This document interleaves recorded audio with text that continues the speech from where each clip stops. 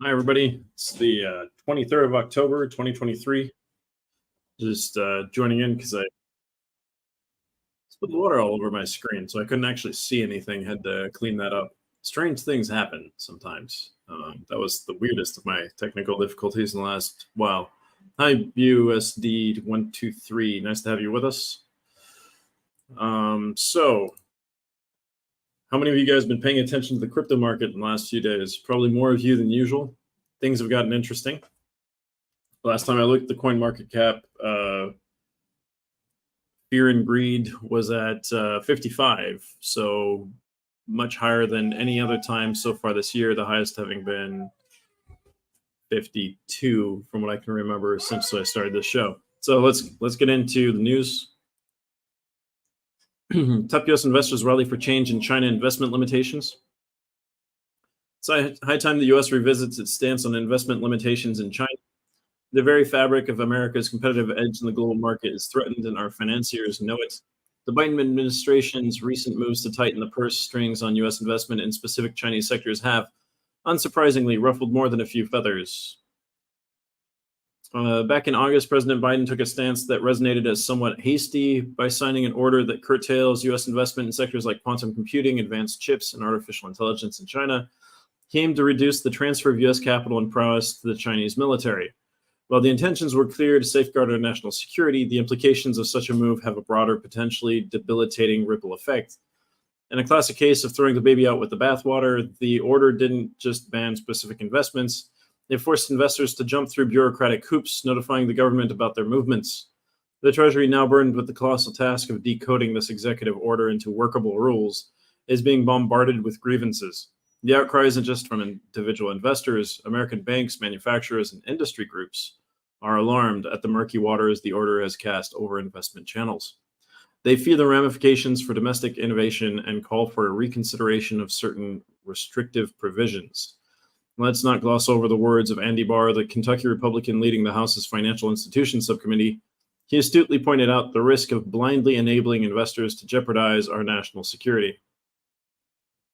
But the flip side, an overcomplicated bureaucratic monstrosity that could stifle cross-border capital flow, predicting our revered market-based economy principles. So let's see. Another contentious point of debate revolves around U.S. limited partners, or LPs. These entities, endowments, pension funds, and charities put money into venture funds. As it stands, the rule ambiguously hints that American LP capital can persist in being channeled into Chinese startups in the sectors under scrutiny. But here's the catch. The venture capitalists orchestrating these investments must hail from Europe or China, not the U.S. Confused? You're not alone. George Gramis, a seasoned legal expert, didn't mince words when he pointed out that these rules could disadvantage U.S. investors. This sentiment is echoed loudly by the National Venture Capital Association, representing a vast conglomerate of American venture capital groups. They're raising the alarm on a looming disadvantage in the cutthroat global race for capital. Their plea, let the U.S. be part of the action without compromising security. However, this entire fiasco has had an immediate chilling effect. American LP interest in China is plummeting, with investment backing for China-centric funds holding its breath. To add salt to the wound, dollar investments in Chinese venture groups is a mere fraction of what it was just 2 years ago.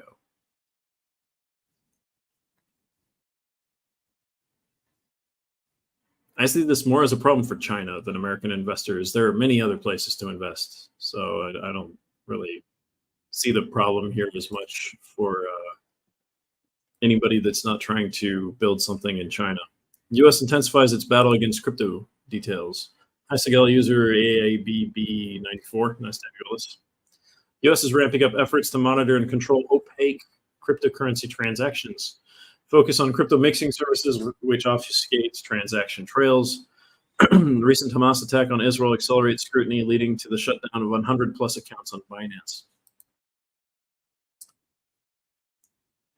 who apparently were all watching this show, by the way, because we had 100 people unsubscribe in the last week or so when we started covering that Hamas accounts were being blocked and things like that, which is news. And also Hamas is a terrorist organization. That doesn't mean I don't care about Palestinians. Some of my friends are Palestinian, and at least one of them is stuck under really bad conditions without water for several days and things like that. So I'm not like, and I would say most of those problems are due to Hamas and the way they concentrate on killing Jews over taking care of their own population. So I just want to make that clear. Our Binance user is 0F2CA. Nice to have you with us. The real reality of the FTX crash. Inside look at victims. Let's take a look at this. FTX's collapse reveals deep-rooted issues and personal tragedies in the crypto sphere.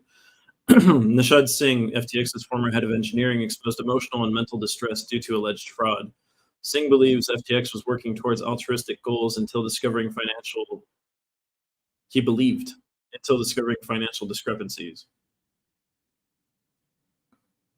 Nishad Singh, the once trusted head of engineering at FTX, didn't just throw another testimony into the mix. He opened up a scalding wound, offering a look into the emotional and mental turmoil faced by Bankman-Fried's associates in the wake of the alleged fraud. Singh, a high school mate of Bankman-Fried's sibling, was tied with the altruistic ideals of Bankman-Fried, believing their endeavors were noble. Yet that trust and belief crumbled when Singh learned of the gaping discrepancies in customer deposits. What had initially promised to be a beacon of good turned into a sinister affair, casting a shadow over the dreams and aspirations of many associated with FTX. Singh didn't just feel betrayed, he was devastated. Having dedicated a half a decade of his life to a venture he believed was pure, to discover its allegedly corrupt nature took a substantial mental toll. Singh confessed that the revelation had left him on the brink, battling suicidal thoughts for months. Yet whether Singh's emotional turmoil will resonate with the jury remains a matter of speculation. It's imperative to mention Michael Lewis's controversial tome, Going Infinite, where Singh's anguish finds an echo. Legal experts opine that the emotional distress confessed by Singh adds another layer of credibility to his testimony. His raw, unfiltered account of his mental state casts him in a deeply human light, underscoring the magnitude of his despair and shame. However, the defense won't let this go unchallenged. Singh's own financial decisions might come back to haunt him, especially when it involves a staggering $3.7 million apartment acquisition funded through borrowed FTX money. The timing of this purchase right after the troubling revelation in September will certainly raise eyebrows. The numbers were daunting. Alameda owed a whopping $13 billion to FTX, while FTX's liquid assets were a mere $5 billion. Singh wasn't just a silent observer, he confronted Bankman-Fried about the deficit, a meeting which took place in the luxurious confines of a Bahamian penthouse. While Bankman-Fried's alleged response was a casual acknowledgement of the shortfall, he also seemed to regret circulating a particular document, fearing it might cause panic. But Singh wasn't the only voice ringing alarm bells.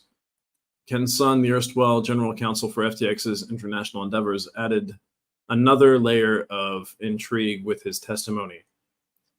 Sun's claims, which point toward Bankman-Fried's search for legal justifications for the fund's diversion, seem to further weaken the defense. Legal analysts predict a strenuous path ahead for the defense, arguing that portraying Bankman-Fried as ignorant of the alleged embezzlement from FTX would be a tough sell. The FTX narrative, with its intricate web of alleged deceptions, failed trusts, and personal tragedies, serves as a potent reminder, not just of the volatile nature of the crypto realm, but also of the very real, tangible implications it has on the lives of those involved. Hi, Tony Cal. Nice to have you with us. Yeah, FTX reminds me of, like, there are people out there that are just not honest. Don't work with them. It's that simple. Ethereum Layer 2 based network introduces 2-month blockchain transformation program for software developers.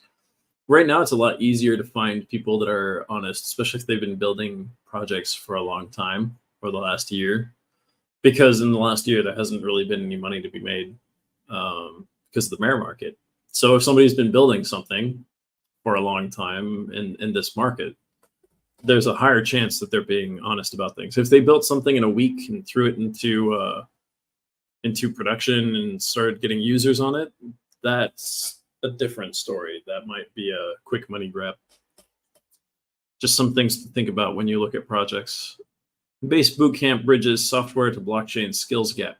Demand for Web3 devs far exceeds current supply. Base Network's free training aims to nurture blockchain talent. So Ethereum Layer 2 Base Network introduces 2-month blockchain transformation program for software developers so they can become Web3 developers. In an effort to bridge the gap between traditional software development and the burgeoning world of blockchain technology, Base Network has unveiled an ambitious initiative, the Base Bootcamp. This 8-week training program aims to equip mid to senior levels of software engineer contributors with the skills and knowledge necessary to become proficient blockchain developers. The announcement of Base Bootcamp comes as the Ethereum Layer 2 Base Network recognizes the urgent need for more blockchain developers. According to Base, there are currently fewer than 30,000 on-chain developers worldwide, compared to a staggering 30 million software developers. This alarming discrepancy implies that a mere 0.1% of software developers are actively involved in Web3 development. While Base Bootcamp is open to prospective blockchain developers at no cost, it's not an open door policy.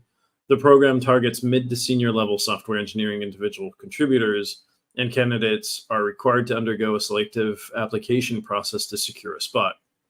Each cohort will admit fewer than 20 students, ensuring personalized attention and effective learning. Interested candidates must submit their applications by October 27th, as the team will cease accepting applications beyond this date. So that's in 4 days. If you want to sign up for that, you need to do it now. Interesting that they're getting involved in that. As a newcomer, they might actually have a harder time getting developers without stealing them away from other projects. Hong Kong's SFC announces stricter crypto regulations in wake of market dynamics. The SFC has updated its crypto regulations with a focus on serving only professional investors and redefining the roles of intermediaries. The new guidelines come after the JPEX scandal and classify virtual assets as complex products, aligning them with traditional financial instruments. So that's Hong Kong Securities and Futures Commission. So they're really emphasizing professional investors, and it seems like the JPEX thing really hit all the wrong buttons for people in Hong Kong and the regulator. EU regulators reinforce crypto framework with new shareholder vetting rules under MiCA. The EU's MiCA law, set for December 2024, offers a comprehensive regulatory framework for crypto activities across 27 member states, emphasizing ownership integrity and governance standards. Shareholders with more than 10% stakes and board members of crypto entities must meet fit and proper criteria, with regulators empowered to enforce compliance through sanctions and administrative measures.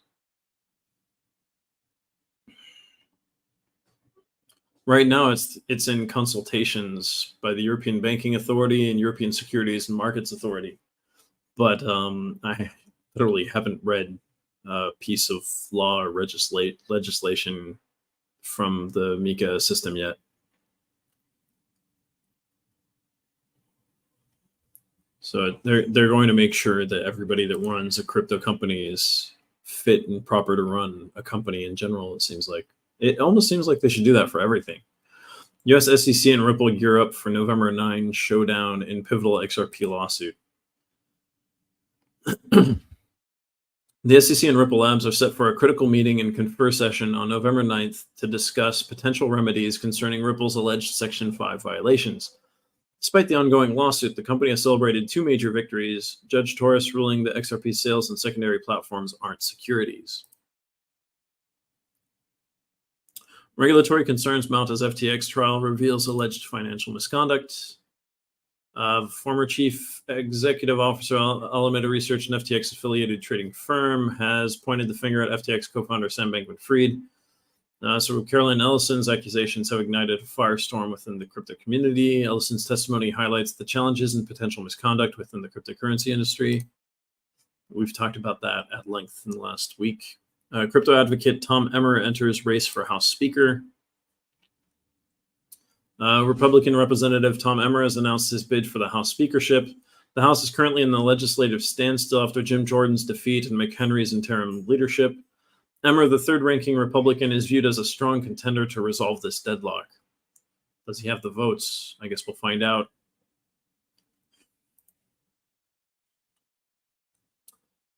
That would be really good for crypto if he got through. Cryptocurrency advocacy group takes bold stand for the Fourth Amendment privacy. Amicus brief challenges IRS data grab, redefining crypto privacy rights. Crypto's traceability threatens user privacy, a digital dilemma.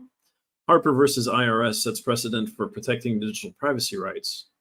Cryptocurrency advocates represented by the DeFi Education Fund, DEF, have taken a significant step in the battle to protect the privacy rights of cryptocurrency users in the United States.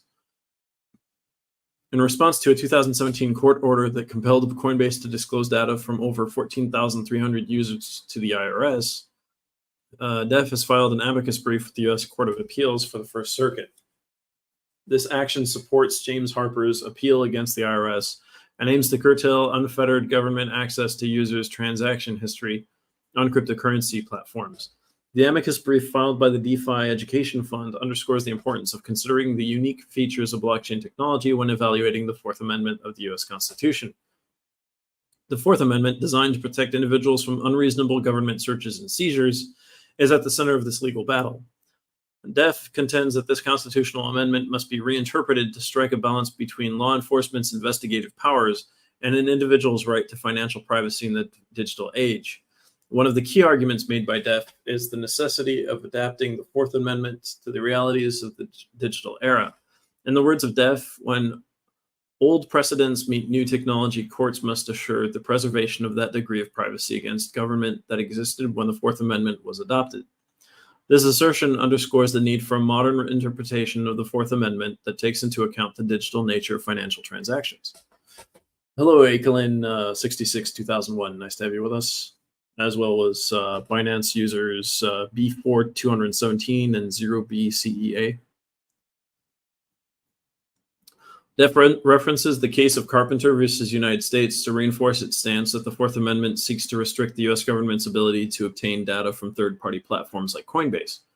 This case law is seen as a precedent for asserting privacy rights in the digital age, particularly in the context of cryptocurrency transactions. See how that goes.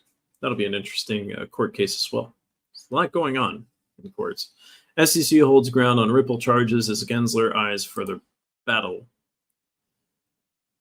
The SEC continues its legal battle with Ripple despite dismissing charges against its top executives. As noted by reporter Eleanor Terrett, the SEC's stance remains firm on classifying all XRP sales as securities. The SEC's accusation against Ripple from December 2020 centers on unregistered securities offerings of XRP.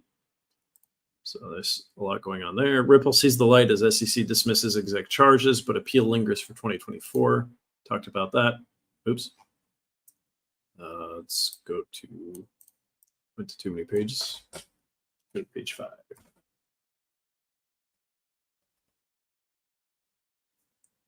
Hong Kong Customs Chief calls for stronger oversight on over-the-counter crypto shops amid JPEX scandal. Hong Kong's Customs and Excise Department is scrutinizing regulatory gaps exposed by the JPEX cryptocurrency scandal, leading to the arrest of 28 individuals linked to over-the-counter crypto shops. Commissioner Louise Ho Pui-Shan emphasized the need for stronger regulations on combating money laundering and ensuring investor protection in the cryptocurrency sector. The department is boosting international collaborations, including a forthcoming memorandum with South Korea, amid an increase in cryptocurrency-related money laundering cases. FTX sought investments from BlackRock and Google before bankruptcy. Not too surprising. Hi, Binance user B4217. Again, hi, Black Theru. It's a fun name. Evidence has revealed that FTX sought investments from Google and BlackRock before its bankruptcy. Sam Bankman-Fried continues to battle legal woes. The document contained information about various fundraising rounds, including one that, as FTX's former general counsel Ken Sun testified, never closed. The spreadsheet revealed that FTX's C1 funding round commenced in the late summer and fall of 2022. It listed 15 potential investors to engage promptly, including prominent names like BlackRock, Google, and Apollo. Sun specifically mentioned discussions with Apollo, indicating that the firm had been asked to invest in FTX to address liquidity issues related to customer withdrawals. The spreadsheet also noted a medium chance that BlackRock and Google would participate in the funding round. Both companies were reportedly conducting due diligence on FTX before the exchange ultimately collapsed on November 11th. Sam Bankman-Fried stands accused of defrauding customers by using billions of dollars in customer funds for loans to insiders, political donations, venture investments, and real estate purchases. He is also facing allegations of misleading FTX's investors, which has led to a separate SEC lawsuit. The document indicated that there was an equal chance of participation from Google, BlackRock, venture capital firm NIA, and the Qatar Investment Authority in the funding round.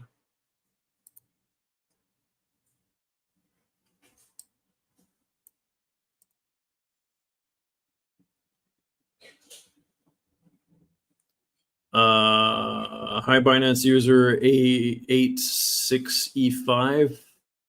I have no real need of your advice on that, but thanks for being here.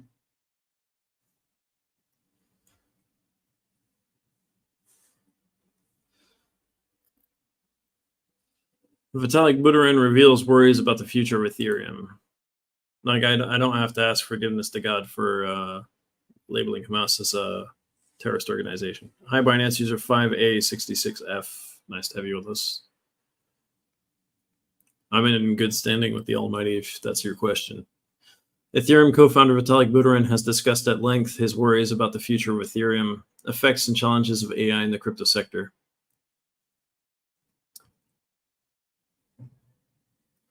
So in a recent Ask Me Anything session on Farcaster, a user posed an intriguing question to Ethereum's co-founder Vitalik Buterin, what he thinks about the future of Ethereum. In his response, Buterin expressed concerns about the potential for cryptocurrency to stagnate and the risk of pivotal concepts like privacy and open internet infrastructure being overshadowed. Vitalik Buterin disclosed that he often contemplates AI-related issues, particularly the existential risks that accompany the advancement of artificial intelligence. It's not the first instance of Vitalik Buterin venturing into the realm of AI. He has previously delved into discussions on how humans can coexist in a world increasingly populated by human-like robots, or bots. Notably, following the launch of WorldCoin, a crypto-powered identity protocol founded by AI luminary Sam Altman, Buterin underscored the need for a robust proof-of-personhood system that would allow individuals to verify their humanity in a world teeming with AI entities. The proliferation of bots on the internet has the potential to significantly impact regulatory policies in the tech sector, particularly as AI systems become progressively smarter. Rather than the decentralized ideals that have been a driving force behind the cryptocurrency movement, Buterin voiced his apprehension that critical techno-political questions of the 21st century could be determined by the developments in AI over the next decade. Despite these concerns, Vitalik Buterin displayed appreciation for decentralized social media platforms that have integrated Ethereum's sign-in options, including Farcaster and Lens protocol. In response to a query during the AMA, he expressed his hope that platforms like Farcaster and Lens would achieve a level of prominence comparable to tech giants like Meta. He shared his concerns about the future of the popular blockchain platform during an AMA on Farcaster. He specifically highlighted the risk of cryptocurrency stagnation and the potential loss of key principles such as privacy and open internet infrastructure. Yeah, there's a lot going on with AI. It's hard to keep up with everything going on right now. FBI charges 6 individuals for illegal transmitting operation. What they transmitted? The FBI has charged 6 people for carrying out an illegal money transmitting operation using cryptocurrencies and their use in illegal activities. In a recent and noteworthy legal development, the Federal Bureau of Investigation has brought charges against 6 individuals for their alleged involvement in operating an illegal cryptocurrency money transmitting business, with a reported value of approximately $30 million. This FBI case filed in the Southern District of New York contends that the group conducted this illicit operation without the requisite money transmitting license, a violation of state law. The unfolding details of this FBI case have been unveiled through an unsealed affidavit submitted by an FBI agent who was seeking the arrest of these individuals.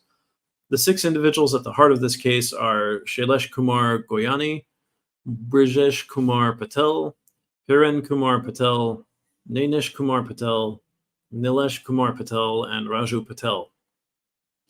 I get a feeling it's something to do with the Patel family. I don't know why, but just a hunch. Their modus operandi involved utilizing the darknet, a hidden part of the internet, to exchange cryptocurrencies, most notably Bitcoin, into traditional cash. The timeline of their alleged activities is believed to have spanned from July 2021 to September 2023. What makes this FBI case particularly intriguing is the assertion that certain clients involved in this unlawful money transmitting business had connections to criminal activities. An unidentified co-conspirator stated that at least some clients profited from drug sales, while the wealthiest clients were reportedly hackers. This unnamed co-conspirator asserted that they amassed approximately $30 million over 3 years through the conversion of cash into virtual currencies. The case took a significant turn on February 7th, 2023, when law enforcement apprehended an individual who had been mailing packages containing cash on behalf of the aforementioned unidentified co-conspirator. This arrest marked a pivotal moment in the case, as the arrested individual subsequently became a confidential source, cooperating with law enforcement for the following 8 months. During this period, they assisted in around 80 controlled pickups of cash, collectively amounting to approximately $15 million. The case against the accused individuals is fortified by substantial evidence, including photographic and video surveillance. These pieces of evidence appear to substantiate the claim that the defendants were not registered and lacked the requisite license for operating a money transmitting business in New York, a legal obligation. Interesting. Hi, anonymous user E2464, KMC user ADB41. Nice to have you with us. Interesting. So there's a lot more going on with crypto transaction tracking and covering than there used to be. Maker Protocol hits record revenue and deposits powered by RWA and US Treasury yields. Maker Protocol reports a record annualized revenue of $203 million and a yearly high DAI supply of $5.6 billion, influenced by rising US Treasury yields. Real-world asset deposits in Maker have surged to $3 billion, accounting for 42.7% of the protocol's total deposits of $7.54 billion. Yield opportunities through the DAI savings rate mechanism and the recent launch of SDAI on Gnosis chain have also contributed to the high demand for DAI, which is a stablecoin. Interesting. Prosecutors mock SBF's defense with Hollywood jibe. Prosecutors in SBF's trial drew a comparison between the defense's arguments and a scene from the movie Dumb and Dumber. The defense suggests FTX customers were credited an equivalent value, ensuring their right to withdraw at a future date. The government alleges FTX, under SBF's direction, diverted billions from customer accounts for various purposes, including covering losses and extravagant expenditures. One of these seems more likely than the other for now. Binance's $1.4 billion withdrawals in 24 hours amid struggles. It is all not well at Binance. The leading crypto exchange makes headlines as its users withdraw digital assets worth a staggering $1.4 billion in a span of 24 hours. Per the available data, the primary asset withdrawn was Tether's USDT, worth $878 million, and Bitcoin, worth $167 million. The withdrawals have been attributed to the regulatory challenges Binance has faced under the SEC and in Europe. A crypto advocacy group has defended the crypto exchange, asking the regulators to let it be. It's a lot of money movement. Paulo Arduino's plans for Tether after takeover. That's right, he's the new Paulo Arduino, Tether's CTO, is set to lead the company from December. Unlike other crypto leaders, Arduino remains relatively low-key, mostly communicating through social media and interviews. Tether's USDT dominates the stablecoin market, accounting for nearly 70% of it. When Paulo Arduino prepares to step into the CEO shoes of Tether Holdings Limited this December, there's bound to be a whirlwind of change in store. The 39-year-old Italian software engineer, better known for his active presence on social media and sporadic media interviews than for any mainstream celebrity posturing, is going to find himself at the helm of a cryptocurrency titan. An entity that's not just another business, but a behemoth with a $84 billion stablecoin USDT, which holds an imposing 70% of the stablecoin market share. But let's face it, while Tether's market dominance is unquestionable, its operations are anything but crystal clear. Under the seemingly placid surface of Tether's dominance, there's a storm brewing. The company's perceived lack of transparency about its reserves has long been a point of contention. Just last year, Tether had to shell out over $40 million to settle allegations made by a U.S. watchdog, accusing the company of misleading statements about its collateral assets. And then there's the matter of the company's past reliance on commercial paper, a choice viewed skeptically by regulators, especially considering its illiquidity in stressful times. However, not all of Tether's operations have been shrouded in mystery. In 2021, the company took a step toward clarity by publishing quarterly attestations of its reserves via a third-party accounting firm. While some may argue that these attestations are mere snapshots rather than comprehensive audits, it's undeniably a step forward. But Arduino isn't stopping there. With an unyielding spirit, he has unveiled plans for Tether to publish real-time data on its reserves. Besides this groundbreaking move, Arduino is set on ramping up tech investments, initiating dialogues with regulators, and making a foray into the renewable energy sector. It's audacious, it's brave, and it's about damn time. I just read the article, that's all I'm saying, but I have to agree with that sentiment. Hi, Valsimo, and KMC user ADB41. I think I said hi already, but hi.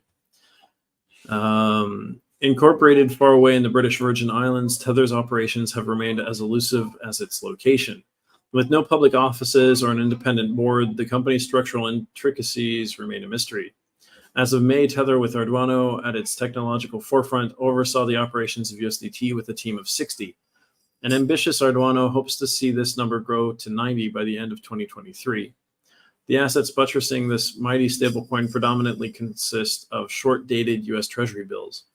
Such a backing, especially with soaring interest rates, has turned Tether into a cash cow. In fact, recent reports suggest that Tether raked in a whopping $3.3 billion in excess capital, further solidifying its stronghold in the crypto realm. While Tether's past is marred with criticism and scrutiny, the future looks even more challenging. Regulators across the globe are arming up to tighten their grip on stablecoin issuers. The European Union, for one, is set to mandate operators to disclose corporate governance plans, shareholder details, and risk management tactics by June 2024. This regulatory thunderstorm, coupled with the ongoing demand for a full financial audit, piles on the pressure for Arduino. But it's not all doom and gloom. If anyone can navigate Tether through these turbulent waters, it's Arduino. And his profound technological acumen and a burning passion for the crypto world, he's more than equipped for the task. The initiative to transition to real-time reserve reporting not only underscores Tether's commitment to transparency, but also sets a benchmark for the entire stablecoin industry. Bitcoin mining and AI meet in a new Texas data center. It was a matter of time before artificial intelligence found an entrance ground to Bitcoin mining. Applied Digital has brought this marriage to life after a hosting by Garden City in Texas. The services offered by Applied Digital and Bitcoin mining have earned them $22 million in revenue since the first quarter to May 2023. The AI algorithms will be used in optimizing all aspects of the Bitcoin mining process, leaving many to presume that the BTC bull run in 2024 is inevitable, with the BTC halving coming in April next year. Unless they find a way to scale up how fast they can mine the blocks. UK's big tech regulation raises alarm on possible dilution. The UK's big tech regulation, known as the Digital Markets Competition and Consumers Bill, is at risk of being diluted. Major tech companies like Apple and Microsoft are pushing for amendments to ease challenging regulator decisions. Former Obama advisor Jason Furman and other academics have warned against changes that could weaken the bill's intent. Interesting. The UK is set to get some more things in there. Habbo Games plans to continue using NFTs without uttering dirty crypto jargon. It's funny. Habbo, the iconic virtual gaming and social platform, is embarking on a path into the world of non-fungible tokens without delving into the complex space of crypto jargon.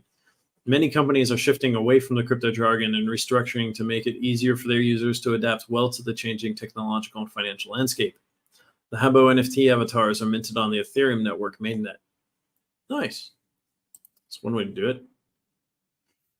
Solana experiences a 12% overnight surge as the crypto market recoups $43 billion. Hello, CryptoBoss81.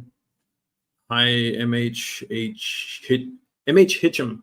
That's how I usually say your name. I've seen it before. Nice to have you with us. Solana's native token, Sol, has experienced a market surge, hitting a 3-month high above $26 amidst the crypto market rebound. Is the bull market here? As of press time, the digital currency is currently the 8th largest crypto by market cap, totaling almost $11 billion. CoinGlass reports show more than $6.2 million has been liquidated from short portions placed on the Seoul market.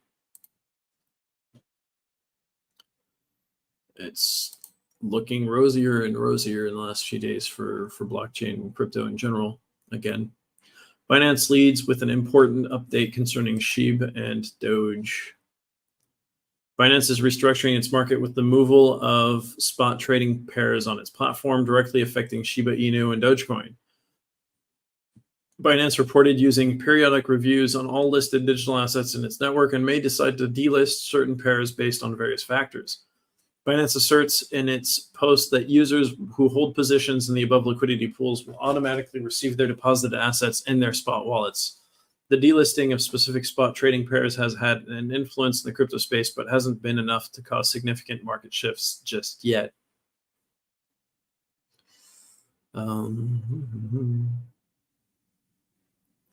So they're removing spot trading pairs. Let's see.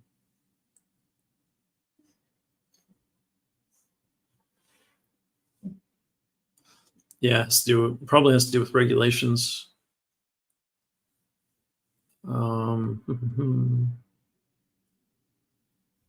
That makes sense. Some changes are going to happen no matter what. The risks of phishing scams for FTX account holders. Stay alert.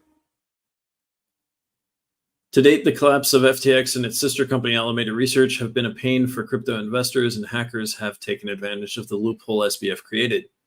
Crypto analysts have warned account holders to be wary of phishing scams masquerading as withdrawal payments for the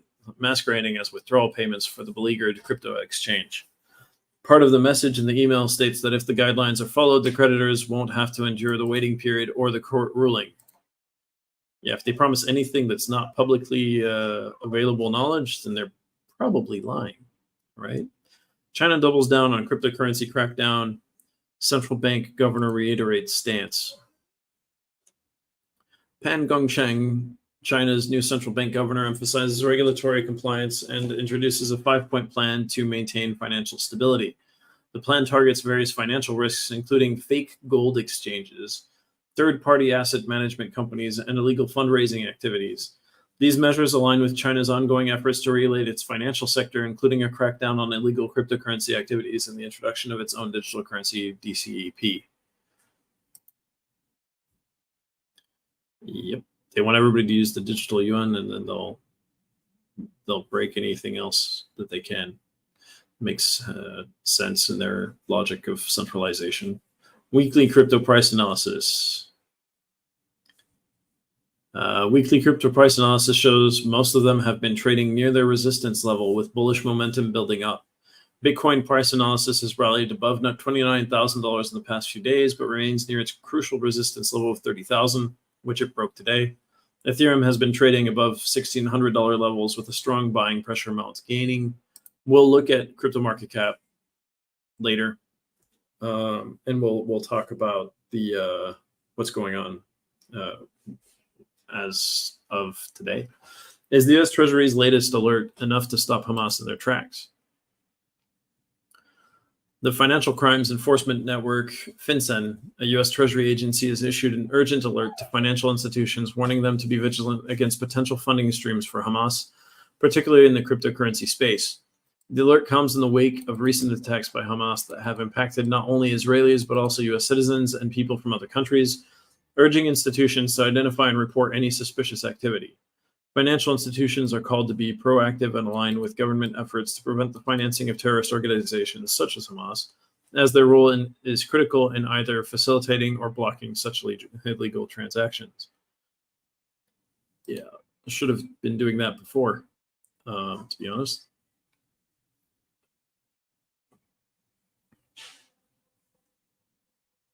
Fed highlights effects of geopolitical tensions on global economy. The Federal Reserve warns of global financial risks due to escalating geopolitical tensions. Conflicts in the Middle East and Ukraine could disrupt supply chains and spike global inflation. Jay Powell, the Fed chair, emphasizes the unpredictable implications of these geopolitical events. Yeah, who knows what other things they could spawn. U.S. Republicans abandon Jim Jordan's speaker quest. Let's see if Conservative Republican Jim Jordan's bid for U.S. House Speaker was thwarted when Republicans retracted their support. Jordan's support dwindled over the week, with only 194 votes in his favor during the third round. Following his nomination withdrawal, the identity of the next potential speaker remains uncertain. Could it be Emmer? We'll see. As U.S. Treasury yields inch to 5%, will crypto thrive or dive? U.S. Treasury yields have reached a significant 16-year high of approaching 5%. Historically, high interest rates have been detrimental to Bitcoin's growth. Despite rising rates, Bitcoin remains resilient through struggles to hit new highs.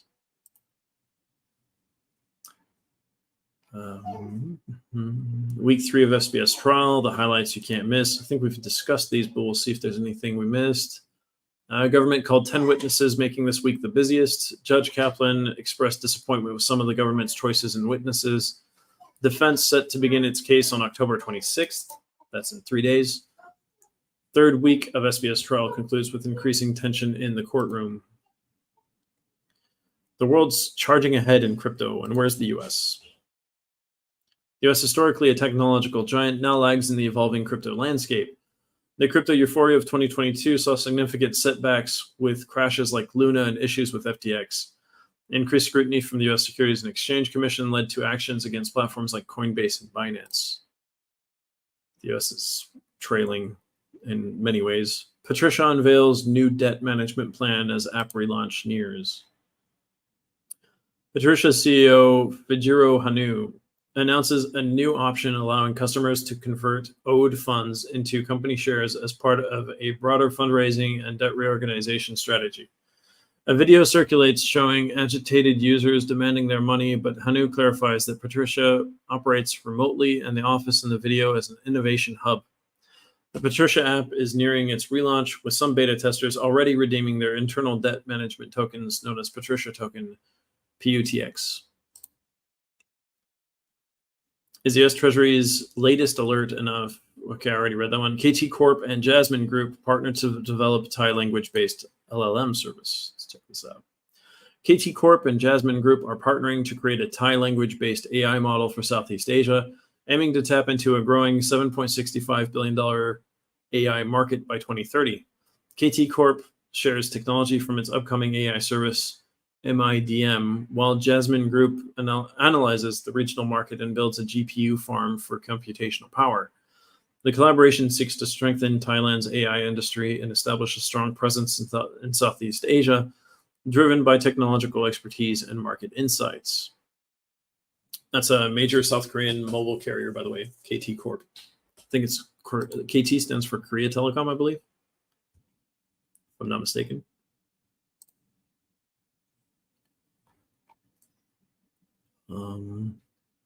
John E. Deaton announces investment in Spend the Bits amidst Lightning Network security concerns.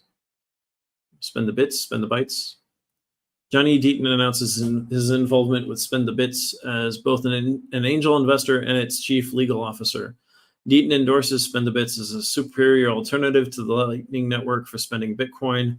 A top Bitcoin developer reportedly discovers a significant security risk in the Lightning Network. Allegations suggest intentional backdoors in the Lightning Network's code that could allow attackers full control. Yikes. Blockstream users beware, rising tide of phishing scams strikes again. Users of Blockstream's Jade wallet received phishing emails urging an immediate software upgrade, which was later confirmed as a scam. Doubts arise in the community, with some suspecting Blockstream's involvement, highlighting the pressing need for enhanced trust and security in crypto platforms.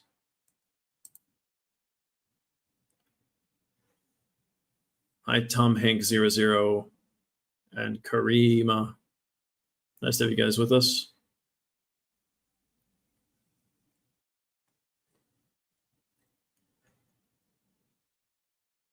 Let's see. CBI takes swift action against multi-million crypto fraud in India. CBI arrested Ahmedabad-based Ramavat Shaishav for executing a $0.93 million crypto scam, targeting a U.S. individual under the alias James Carlson. Sheshev deceived the victim by falsely claiming identity theft, persuading them to deposit a large sum into a Bitcoin ATM wallet, leading to major concerns about cryptocurrency security. I'm glad they caught the guy. Well done. Uniswap's Adams burns $650 billion in Haycoin supply. Hayden Adams, the creator of Uniswap, burned nearly the entire Haycoin supply, eliminating $650 billion from the crypto market. The move came as a response to unexpected and wild price speculations around Hay, which was initially a test token. Despite its test nature, Hay gained unexpected popularity as a meme coin, leading to significant trading. That's great. Okay.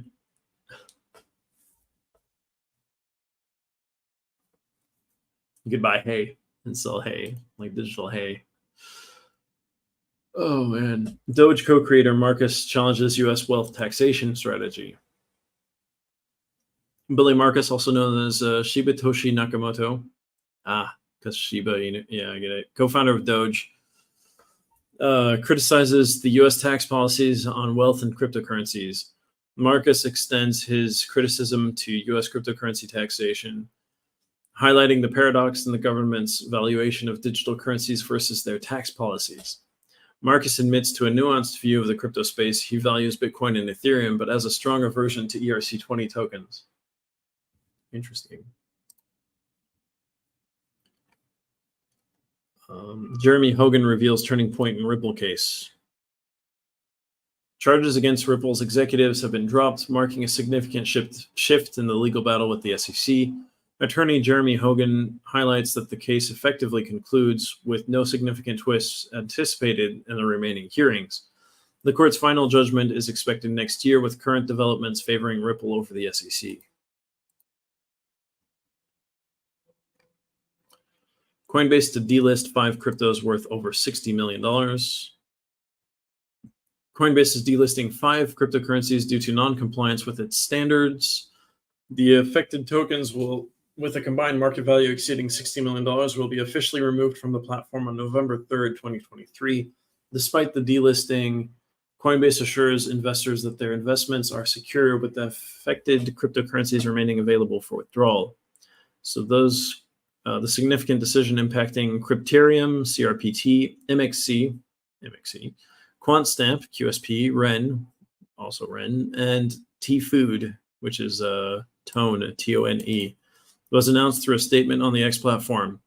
MXC holds the largest market share, valued at $15 million of those 6. The delisting is scheduled for November 3rd, 2023, follows a comprehensive review. Coinbase consistently evaluates assets on its platform, ensuring adherence to strict listing criteria. Consequently, the 5 cryptocurrencies fell short during a recent assessment, prompting this action.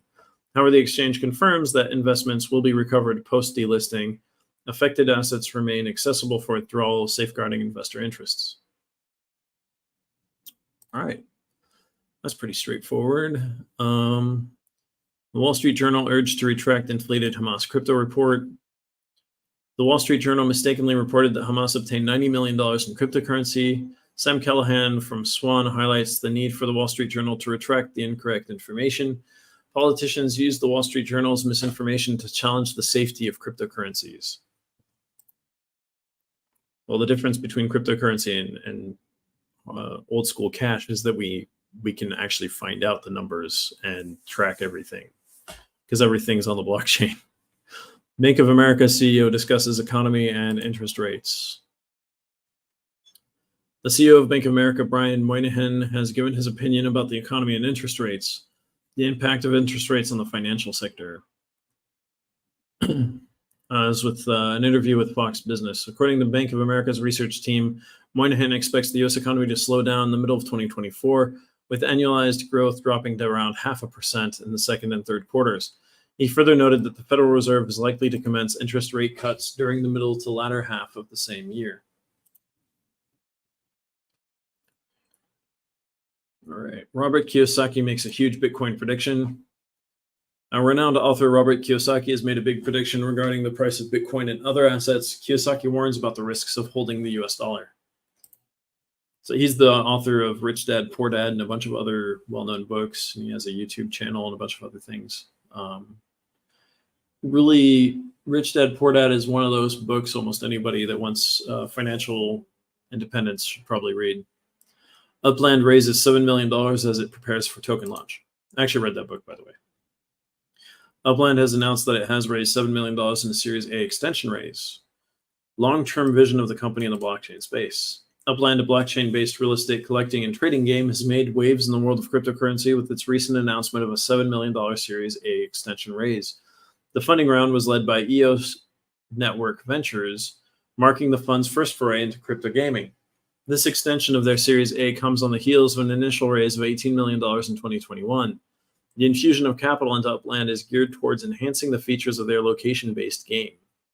Upland allows players to acquire digital representations of real-world locations on a virtual map.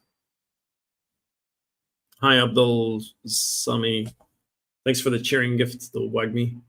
My Binance user 5538F and Akelin662001. Yeah. Upland allows players to acquire digital representations of real-world locations on a virtual map. In addition to game improvements, the company plans to ramp up its marketing efforts, enable third-party developer tools, and introduce an Ethereum token linked to its existing in-game utility token.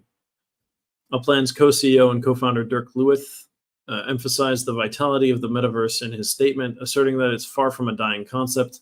The metaverse, often associated with virtual and immersive online worlds, has garnered significant attention in recent years.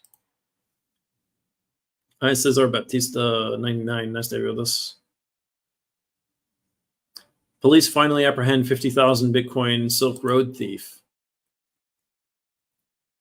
In the early days after the introduction of Bitcoin by Satoshi Nakamoto, Silk Road took the crypto spotlight that brought a rise in these illegal activities, among them the 50,000 Bitcoin black market heist.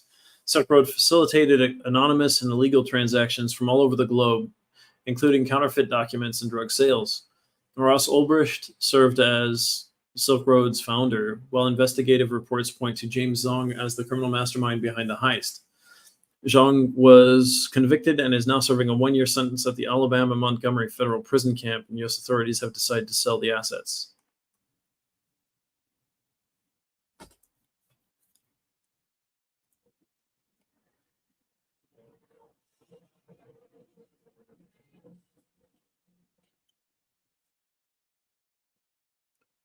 Huh. So do they, wait, they found the assets and they're selling them off. Why did he only get 1 year for 50,000 Bitcoin? Seems huge. I guess at the time it wasn't as much. Maybe that's why. There's something I'm missing here.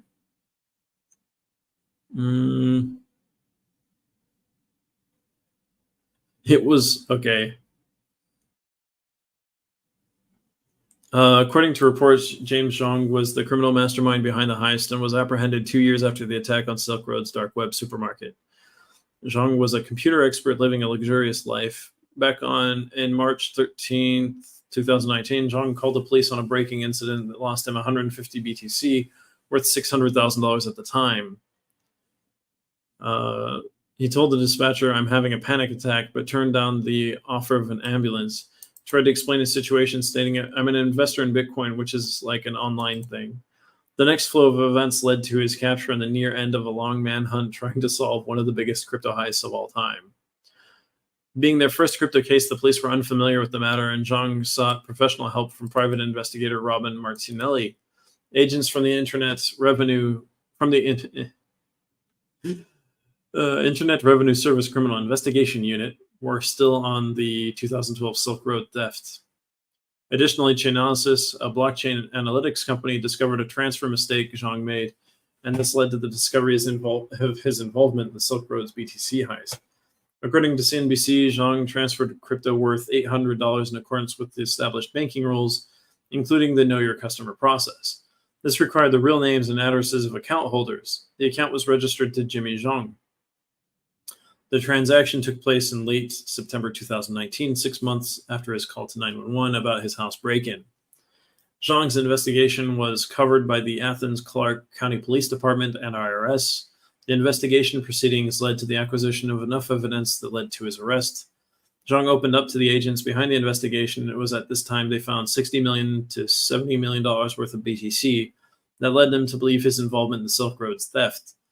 His defense was that he had gotten into Bitcoin during its early launch stages and accumulated his wealth. This was untrue. Days later, police officers raided his house and found a popcorn tin that hid a computer holding BTC worth millions, including other precious metals and physical Bitcoin. Zhang was convicted and is now serving a 1-year sentence. Still curious how it's only a 1-year sentence. So it must be something else going on. Maybe he helped them out somehow. I don't know. It's just strange. Interesting. Insights from a Russian economist on exploring the potential of BRICS trade currency. With the ongoing BRICS takeover, a respected economist, Sergey Glazev, has pointed out that the creation of a BRICS trading currency is inevitable. Glaziev termed the current global monetary situation as irrational, as he subsequently referred to interests in deep recombination of the international financial system. According to the Russian economist, the BRICS trade currency will protect its member nations from external financial turmoil, a characteristic shared by crypto and digital assets. Sure. Whatever floats your boat, dude. Bitcoin's reign in crypto markets dominance records a 2-year high. Experts have it that the bull run is here and Bitcoin has attained a high market dominance it lost 2 years ago, trading on the $30,000 threshold. With the recent buzz in Bitcoin ETFs, recent reports show its price trajectory towards the $45,000 mark in 2024. Based on the global economy uncertainty, among other challenges, including surging inflation, political strife, and geopolitical tensions, BTC has offered a safe haven for crypto investment. Hi, Jafel07 and Muhammad Lion. Nice to have you with us. Hi, Usama BLM. Binance user EACAC E28B1.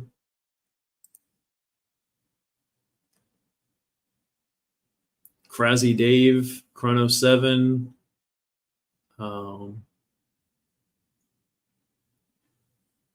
Yeah, and Binance user 1018B. Nice to have you with us. All right, let's go through this. Magic Eden NFT marketplace temporarily halts BRC20 trading, but why?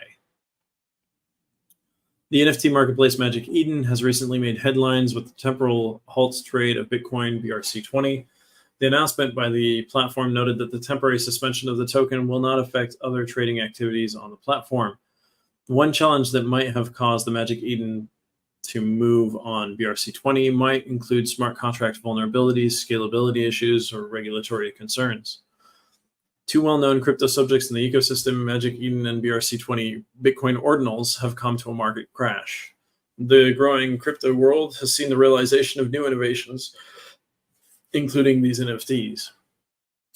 Interesting that they're not using them right now. Something must be going on that side. Right now is CBDC's make or break time. The European Central Bank is taking significant steps toward launching a digital euro, setting a potential global standard for CBDCs. Countries like China and India are actively testing and exploring CBDCs, with the former reaching a vast user base. Despite the optimism, challenges persist. Adoption rates in countries like Nigeria are low, with concerns about surveillance and potential disruptions to the financial system. Hi, Ayub GT75. Nice to have you with us. And hi, Binance user DB80B. How I can start with $0.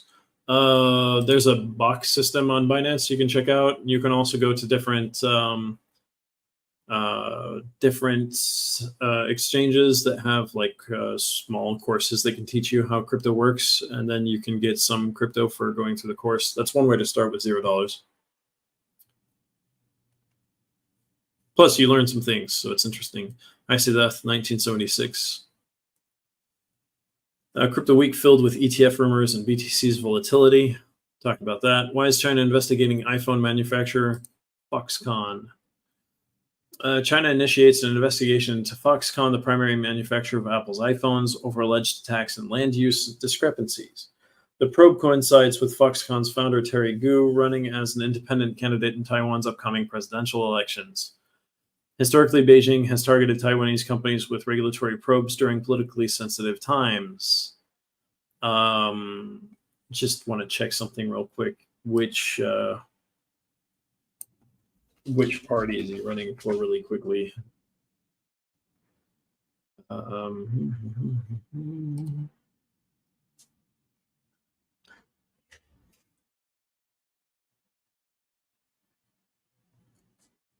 He used to be part of the KMT Kuomintang, which was the Republic of China party.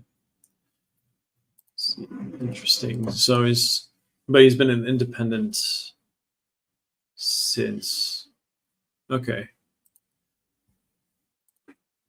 Yeah, China's done political investigations for a long time. That's not new. FTX creditor claims skyrocket over 50 cents, defying market expectations. Some claims against the FTX cryptocurrency exchange have risen in value to over 50 cents on the dollar in recent over-the-counter deals, signaling market optimism for at least partial asset recovery. This increase in claim value comes amid new investments in Anthropic, an AI company that FTX had a significant stake in, and ongoing efforts by the FTX debtors estate to liquidate assets for fund recovery. The European Central Bank versus the bond market. Showdown begins. Let's see. The European Central Bank is set to meet in Athens amidst rising borrowing costs for Eurozone governments. Despite escalating inflation, the ECB is expected to keep interest rates unchanged. A recent bond market turmoil influenced by strong U.S. economic performance has further backed the idea of an ECB rate pause. Amen Karawanja Ola.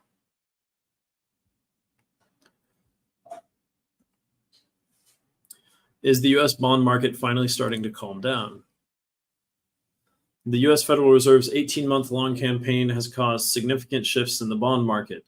Steve Schwarzman of Blackstone Group remains optimistic, spotlighting a senior secured debt investment with a 13% yield. The 10-year U.S. Treasury bond yield has skyrocketed to 4.9%, its highest in 16 years. ARK Invest Bank's secret win amid huge ETF losses.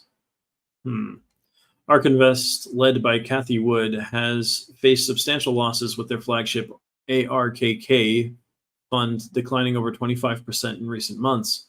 Despite these setbacks, ARK is highlighting potential tax benefits to their investors stemming from these losses. The structure of ETFs allows for losses to be strategically spread out to offset future taxable gains. Aha. Hello, Hassan 7734.5. Nice to have you with us. Why BRICS trade currency is inevitable. We talked about that. What's hot in Asia's crypto scene? Weekly recap. Asia's crypto landscape remains dynamic, with Singapore forming new task forces and South Korea tightening cryptocurrency regulations. Hong Kong's BC Technology Group denies claims about selling its crypto platform, while Taiwan gears up for a new virtual asset business category. Amidst the vibrant shifts, China remains firm against crypto trading, and May 2 holds its crypto assets, citing strategic reasons.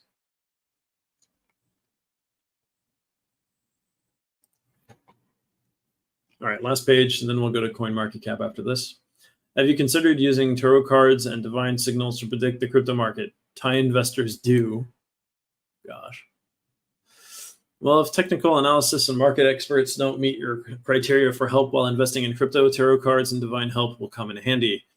A Reddit r/cryptocurrency thread reveals a rising group of investors who are looking to divine powers and astrology to predict market moves, including crypto. Many have shown skepticism, while others point to accurate predictions in the past. Would you turn to divinity to fix crypto investments? I definitely would not. Okay. I don't know what your answer is to that question. It's interesting. Arthur Hayes' latest blog, What You Missed Between the Lines. Hayes' latest blog is filled with subtle hints about the future of finance. There's a strong undercurrent pointing towards a decentralized financial world. His commentary suggests a seismic shift in the way global economies function. Hayes indirectly touches upon the challenges of overregulation stifling innovation. That's between the lines real quick. Why MicroStrategy isn't sweating the crypto crash. $60 million in unrealized gains tells the story. MicroStrategy's investment in Bitcoin has resulted in $60 million in unrealized gains despite the cryptocurrency's volatile market and a significant drop in value this year. The company has maintained a resolute Bitcoin hodl strategy, even acquiring more of the cryptocurrency when opportunities arose, leading to an asset appreciation of over $1 billion in total. Amid signs of market stabilization and against conventional wisdom, MicroStrategy is considering raising additional capital for further Bitcoin investments, reinforcing its daring approach to long-term financial strategy.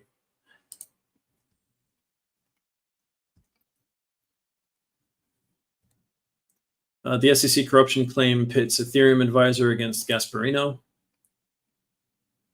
Steven Narayoff, an early advisor to Ethereum, has publicly alleged corruption within the SEC, stirring considerable controversy over the weekend.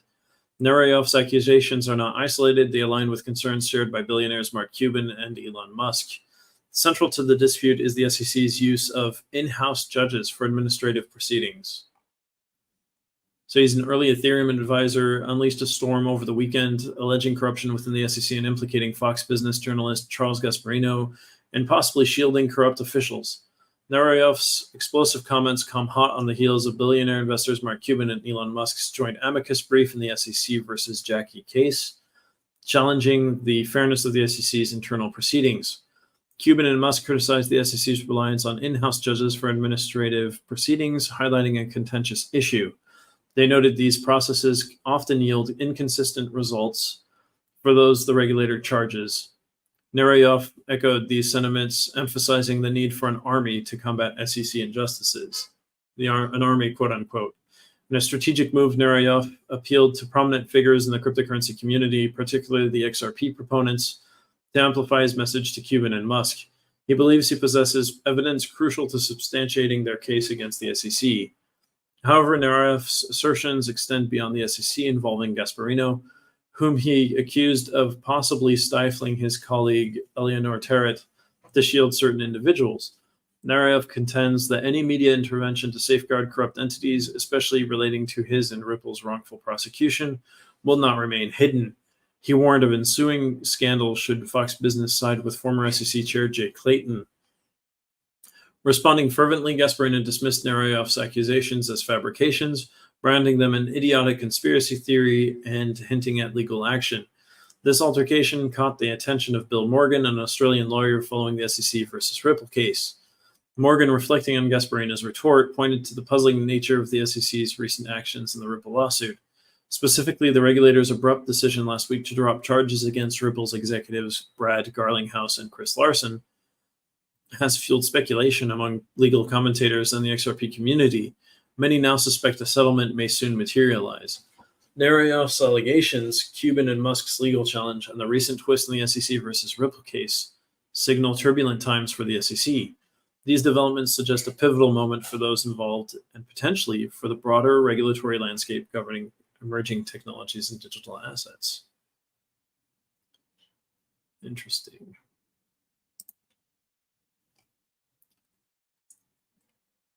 Shiba Inu's Kusama breaks silence on Shibarium boom. Shitoshi Kusama publicly praises developers of Shibarium-based projects. Shibarium saw a 50% increase in DEX activity within 2 months of its relaunch. Apart from DEXs, Shibarium also expands in farm protocols, adding to its diversity.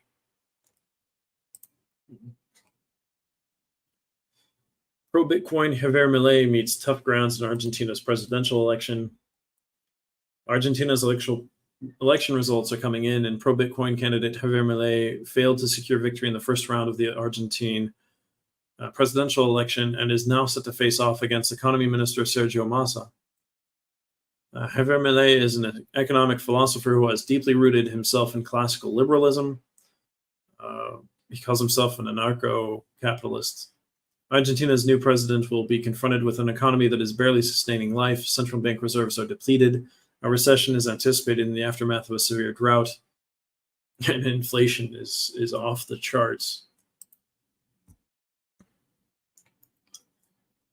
Elon Musk eyes Wikimedia and questions funding needs. Elon Musk criticized the Wikimedia Foundation's financial appeals, questioning the need for extensive fundraising for Wikipedia. The Wikimedia Foundation disclosed its financial figures, indicating they accumulated $165.2 million from over 13 million donations in fiscal 2022. Musk used an analogy to suggest that Wikipedia's operational costs should be minimal, implying the foundation should justify its need for large funds. Yeah, actually, that makes sense.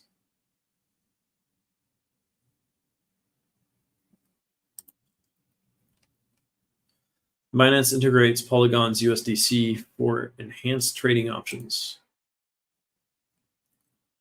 Binance has integrated the Polygon network's native USD coin, USDC, into its system.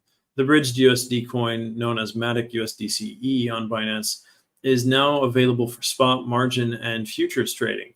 The abridged version of USDCE and Circle's native USDC on Polygon have distinct addresses, ensuring correct use is crucial. So they're doing, okay. Wait, it's called Matic USDCE on Binance? That's the bridged one. Yeah, you're going to have to be careful with...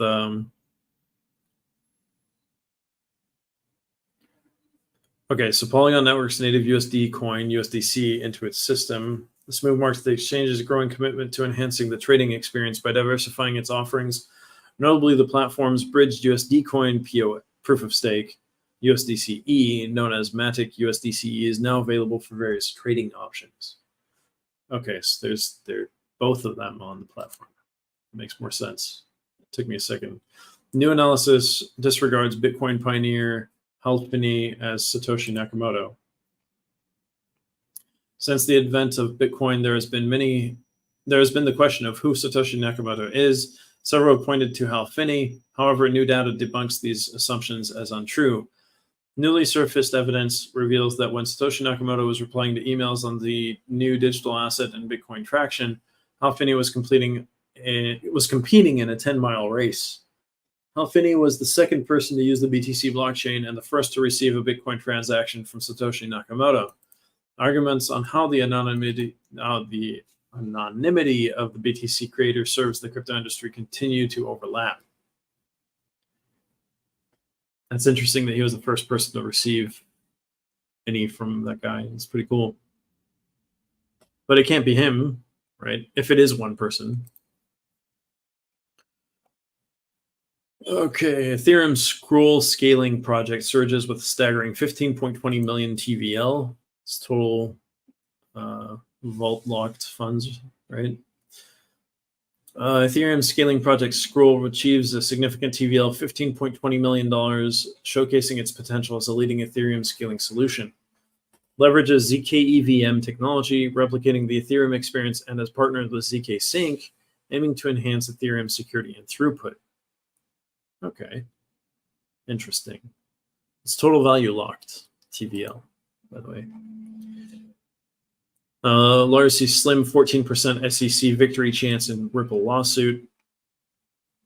The US SEC has withdrawn from its prolonged legal battle against Ripple, marking a pivotal shift in the 3-year lawsuit. Due to the lawsuit, major crypto exchanges stopped listing XRP, causing significant disruptions to Ripple's operations and market standing. Ripple, along with executives Brad Garlinghouse and Chris Larson, were accused by the SEC of an unauthorized securities offering. That's kind of coming to a head. It's finally almost over. BlackRock CEO forecasts future for Bitcoin, associates its value with human freedom. BlackRock CEO Larry Fink equates Bitcoin's future value to the concept of human freedom, hinting at the cryptocurrency's transformative role in the financial landscape. Positive endorsements and optimistic forecasts push Bitcoin's price near $31,000, with promising indicators suggesting continued growth. Interesting. Hi, Binance user 0F2CA, Ahmed Trading. Binance user 22,883. Hi. But I have no idea what you just said. Is there a way to translate that? Okay. Yeah. Go to hell. I usually don't say that to people, but yeah. With what you just said, yeah.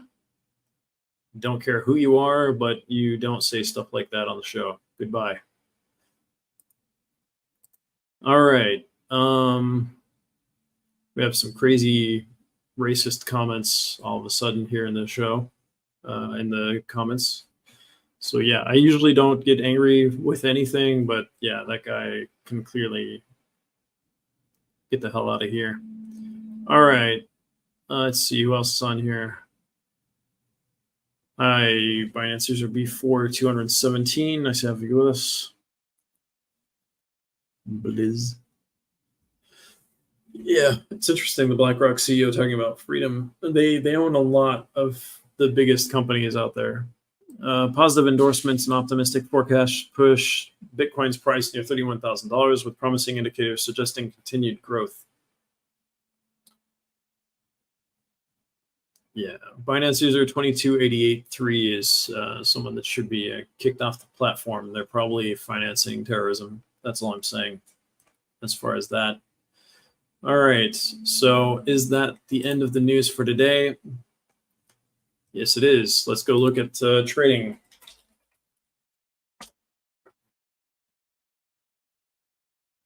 Also, is that Turkish? Guy writes in here in Turkish on an English-speaking show. Insult people. Beautiful. Just shows how close-minded the guy is.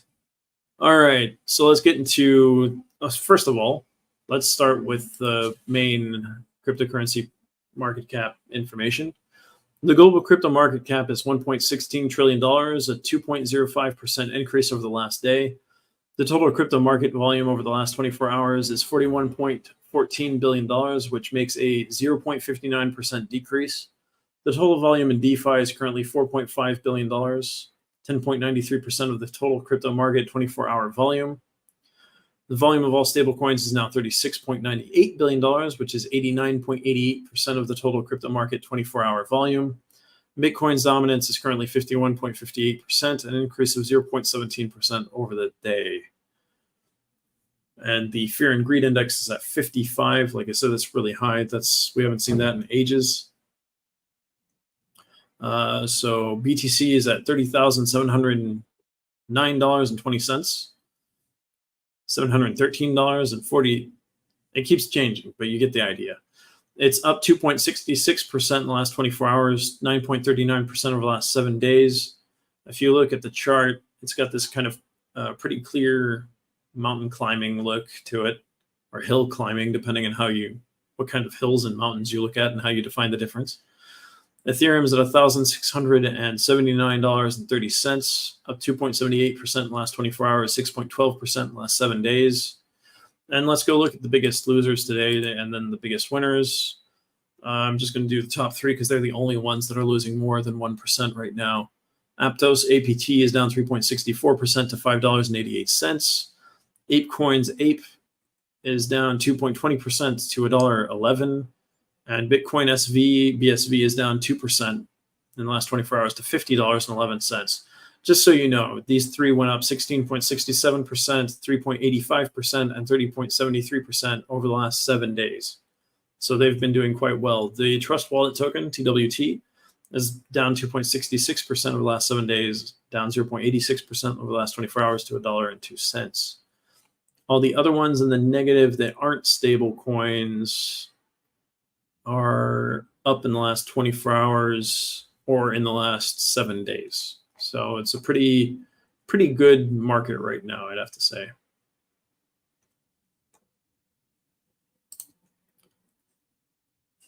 Okay, let's look at the biggest winners in the last 24 hours.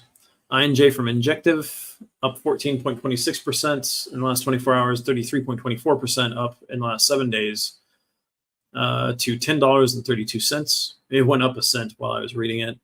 Phantom FTM up 10.87% in the last 24 hours, 20.10% in the last 7 days to 22 cents 44. Aave is up 9.93% in the last 24 hours, 29.41% in the last 7 days to $83.10. Rune from Thorchain is up 9.26% in the last 24 hours, 17.62% in the last 7 days to $1.98. IMX from Immutable is up 7.87% in the last 24 hours, 10.20% in the last 7 days to 59 cents 75. And then we still have one that's up more than 8%, which is Link from Chainlink is up 8.35% in the last 24 hours, 34.13% in the last 7 days to $10.06, $10.06. Sorry. We still have a bunch that are up quite a bit. Neo is up 7.68% in the last 24 hours, 6.68% in the last 7 days to $7.50. Matic on Polygon is up 7.08% in the last 24 hours, 15.10% in the last 7 days to 60 cents and 32, which is the highest I've seen in Matic on Polygon since I've been doing this show. It is usually in the 50-cent range, and it's up 10 cents from that. Rocket Pool RPL is at $20.34, up 6.12% in the last 24 hours, 5.03% in the last 7 days. And you can just keep going. So many things are up more than 2, 3, 4%. It's pretty amazing.